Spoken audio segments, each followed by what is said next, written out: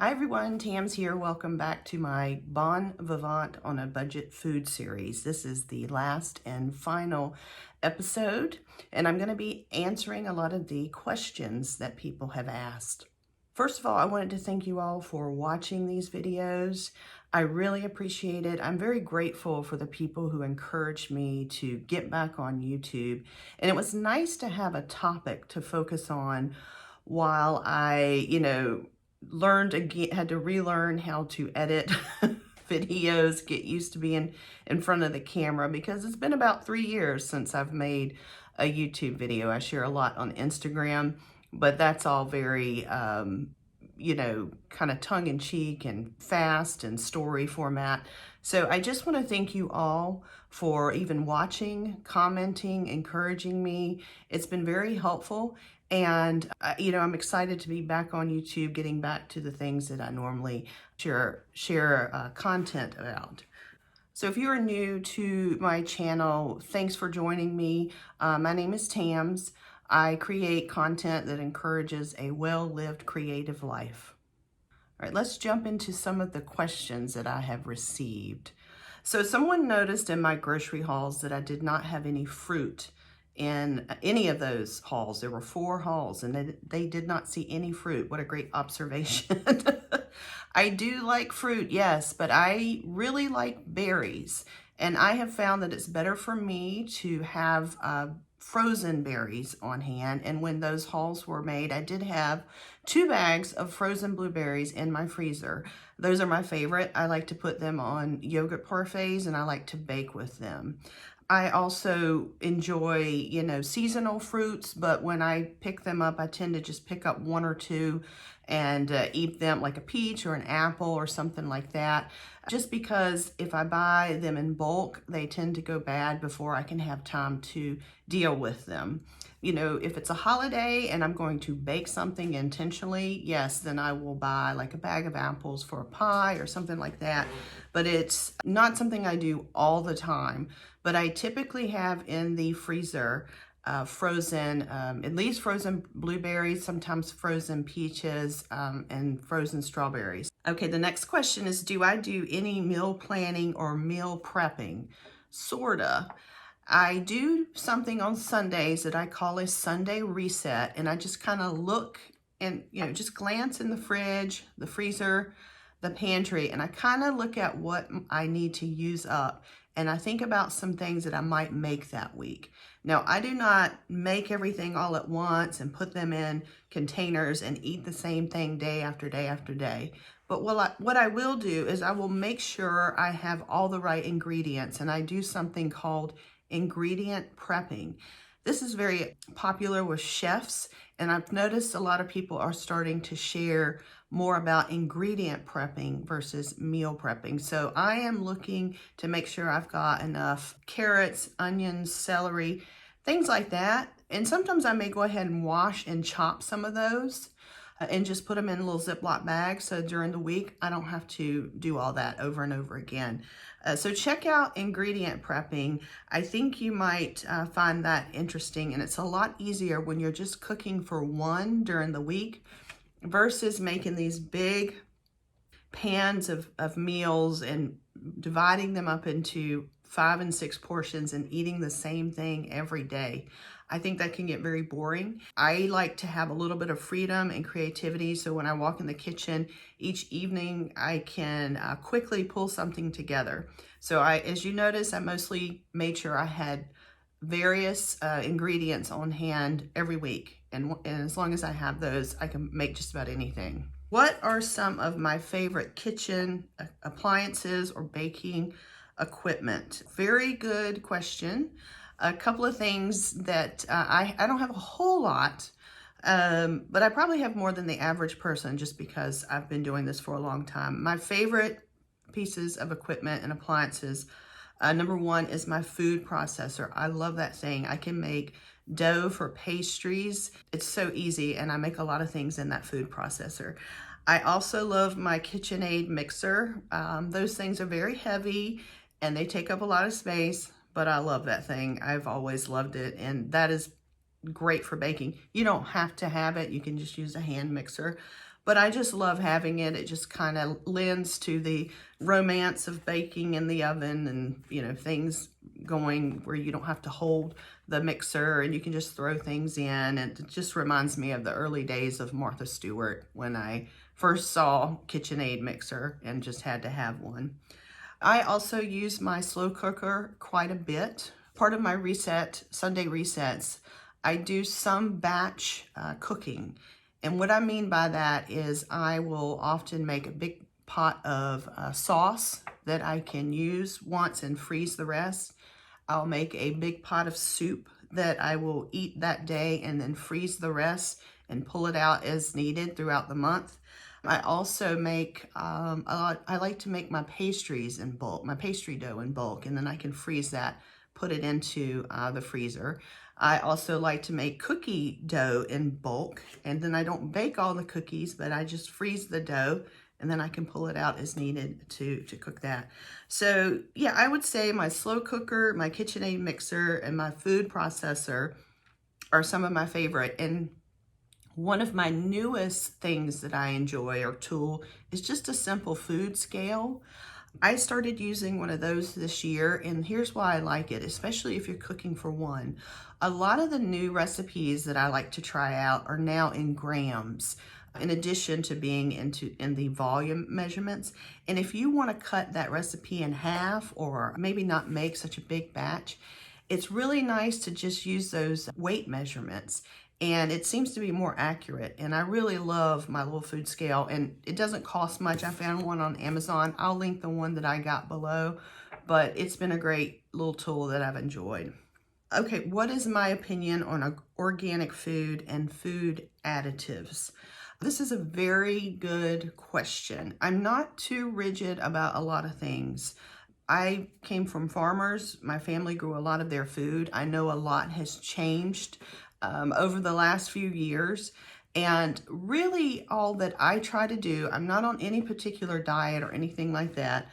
I am constantly trying to keep my ultra processed food content at a reasonable level. You can't get rid of all of it, but I try to make sure, you know, it kind of stays around 25 to 30% of my diet. You'd be shocked how much of what is in our food is ultra processed.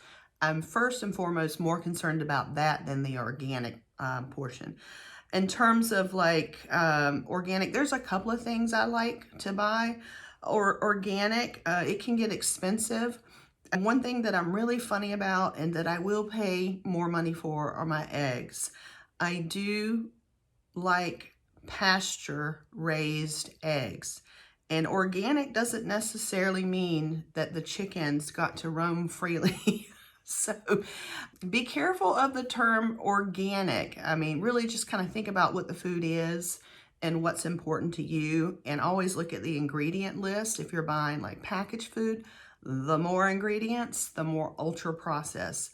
Therefore, again, I stress buying ingredients and making your own food to cut down on that. But I am funny about eggs. I do like pasture raised eggs. They do cost more. They're about twice the cost of regular eggs that you find at the grocery store.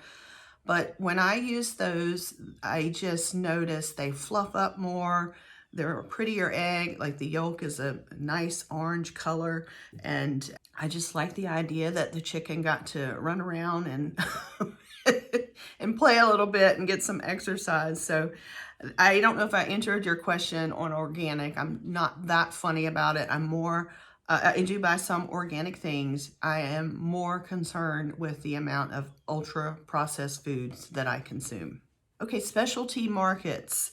How often do I go and what do I buy? I love specialty markets. I do consider specialty markets more of your gourmet level grocery stores and markets, and a lot of them are not chains. So the one that we have here in the Tampa Bay area that I love is Mazzaro's.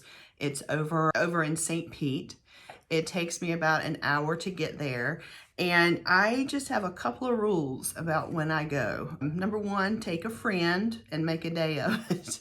I go with my friends, and we will often eat lunch there. So we recently went to get ready for the Thanksgiving season. Some friends of mine did, and I'll share some footage from that. And Mazzaro's has this wonderful deli where you can get sandwiches and salads, and you can sit out on a patio, enjoy it. It's very reasonably priced as well. I like to get their Italian sandwich and some fizzy water, and do that first before we begin our shopping. My second rule is I do try to have a budget. You can get in trouble in I can get in trouble in those stores because you just want everything. So I try to keep it around $100 to $125 when I do visit. I go about once a quarter. And then my last little rule is whatever I buy needs to be shared with others. So there's just nothing more rewarding to me than sitting down and just having a good meal with friends and just enjoying food with friends. So when I'm at those specialty markets, I like to buy things that I'm going to be sharing with others. In terms of Mazzaro's, and I'm sure every specialty market is like this, they're often known for certain things. Mazzaro's is an Italian market, and they have a lot of wonderful kind of takeaway meals. And I do like to get some of their pre-made sauces and freeze those so that I can quickly throw together a fun pasta meal. I like to get their cheeses. They have a wonderful cheese section, and I really, really enjoy that. And then they have a fantastic bakery as well. So I tend to gravitate to those areas when I'm at Mazzaro's. And I'm going to show you here the little haul that I did recently. I spent about $120, and I'll show you what I got. Okay, here is my haul from Mazzaro's Italian Market in St. Petersburg, Florida. I try to get things that I cannot find in other grocery stores, so that is my goal, and I try to keep my budget around $100, $125. I have some duck pate, some of Mazzaro's basil cream sauce, which I will freeze and save for later. Some fancy French butter that I can only find there. It's quite expensive, so this is a different version that I'm trying. I love their cheese section, so I like to get their Parmigiano Reggiano, and I found some Manchegos aged at 14 months. That's hard to find. Sometimes I can find 12 months, but it's hard to find the 14 months. Some triple cream brie, so you can see that. I mean, triple cream blue cheese and triple cream brie here. I am taking a Thomas Keller cooking class, learning how to make my own pasta. And this Pt6 flour is what he talks about in that class, and cannot always find the organic, so got that from Mazzaro's. Also got some olive oil and a bottle of Austrian wine. My friend that was with me spends a lot of time in Austria, so she recommends these Gruner Veltliner type wines, so I got that for Thanksgiving. And then I snagged some cannolis and some biscotti from the bakery. So there we are. There's my specialty market haul. Okay, last question. Is Paper Tams turning into a food channel? No, it is not. But actually, this was just a great kickoff to get back onto YouTube. I've had several, if you didn't know, I had several people ask me about how I meal prep and entertain and do what I do and keep my grocery budget so low. So I was trying to convey what I do. I was also asked to explain a few other things. So like I said, I have a grocery budget every month, except for the holiday season from Thanksgiving to Christmas. That's different. The rest of the year, my grocery budget is about $240 a month. This does not include eating out. I have a separate budget I keep. You can call it pocket money, spending money, and I keep that separate, and that is for having lunches, going out on date night, picking up little things, picking up a little book at the bookstore. You set that to what you can afford. And then it does not include, I mentioned, it doesn't include all the cocktails and wine and things like that that I have. I will quickly share with you, because this was asked too, like, how do you handle the wine and the cocktails? So I don't keep a whole lot of wine here at the house, just because I have found the older I get, I don't do well with red wine. It gives me hot flashes. So I mostly have just a couple of bottles on hand for friends when they come over. And I typically get either the BOGO that's at our local Publix. They put really good wines on sale for buy one, get one. And then we have a wonderful little wine shop where I can just walk in. It's called Rick's Wine Market here in Lakeland. I can just walk in and say, this is what we're eating tonight. This is how much money I have. Can you help me pick out a wine? And almost every time he has something really nice that everyone loves. And I can usually get a bottle for less than $20 or around $20. And I think that's pretty reasonable. I do love champagne, and I will tell you, this time of year during the holiday season, they put a lot of that on sale. So I watch every week. I check all the flyers and I check to see what is on sale, and I snag a couple of bottles to keep in the fridge. And then the rest of the year, I just buy as needed.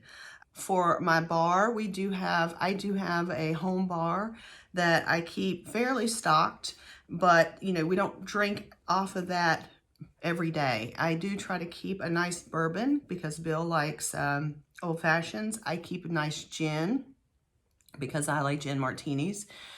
I do keep vodka, but I do not spend a lot of money on vodka. This is where a lot of my friends, get a raised eyebrow. I guess it's the chemical engineer. In my past, I was a chemical engineer, and I just don't understand why you need to spend a lot of money for vodka. At some point, as vodka gets fancier and fancier, it's gin. So I'll spend a lot on gin, but vodka I buy cheap because we're mixing it with something. And usually my go-to cocktail during the week is just going to be a vodka tonic, something very inexpensive. Pop a lime in there and you're good to go. I shop the libations in my life. I follow the sales. I get things on sales just like everything else. And I just keep on hand what we need. That was a long-winded answer to tell you, no, this is not turning into a food channel, but I do think that giving you content that encourages a well-lived creative life does encompass a lot of things. And sharing food with your loved ones is part of that. It's probably my most favorite thing in the world to do that makes me the happiest is sitting with friends and family very casually and enjoying good food, good drink, good baked goods, and just chatting and talking and enjoying one another. So what I am doing though is, since this is over, I already have one video that's already up. I am changing up the format of how I do paper tams, and I am going to be doing what's called cozy vlogs. The first one is already up. You can see it. This is allowing me to not only share all the stationery and journaling and handwriting and gardening type stuff, but you can also see a little bit of baking and tea and those types of things I'm going to weave into those vlogs. And I'm going to be doing that from now until the end of the year. I like this format myself. I follow a few people that I really enjoy their videos. And so I've always heard make the content that you like. So that's what I'm going to be doing. And it's also helping me learn. I'm learning more about my video editing, and I love that. I love learning. So I hope that answers all your questions. I certainly appreciate all of you encouraging me and taking the time to watch the videos and ask good questions. So I will see you in the coming days and weeks through a vlog style video, and I hope that you will enjoy those as well. Thank you.